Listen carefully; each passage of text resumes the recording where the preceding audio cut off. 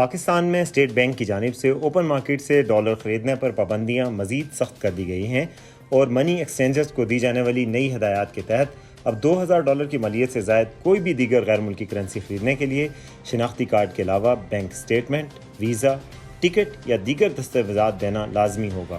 Currency dealers کے مطابق گزشتہ دنوں اسٹیٹ بینک کے ایکسچینج پالیسی ڈپارٹمنٹ کی جانب سے اوپن مارکیٹ سے ڈالر خریدنے والوں کے لیے نئی ہدایات جاری کی گئی ہیں، جن کے باعث اب عام آدمی کے لیے بغیر وجہ ڈالر خریدنا انتہائی مشکل ہو گیا ہے۔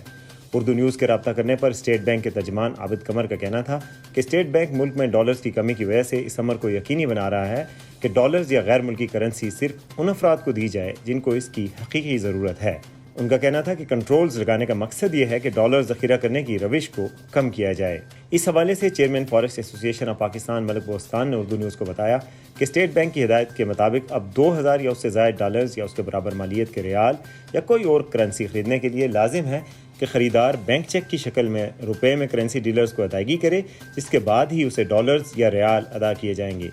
گویا کیش کی شکل میں ادائیگی کر کے صرف 2000 سے کم ڈالرز کے برابر فارن کرنسی خریدی جا سکتی ہے۔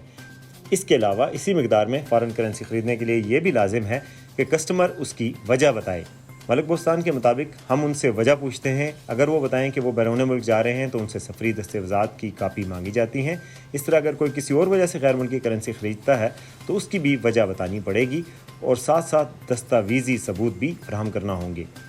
اس کے بعد خریدار کو اپنی آمدنی کا ذریعہ بھی بتانا پڑے گا اور اس سلسلے میں سروس کارڈ وغیرہ کی کاپی دینا ہوگی۔ اس طرح اگر کوئی شخص $10,000 سے زائد کرنسی خریدے گا تو اسے بینک اسٹیٹمنٹ بھی ساتھ لگانا ہوگی۔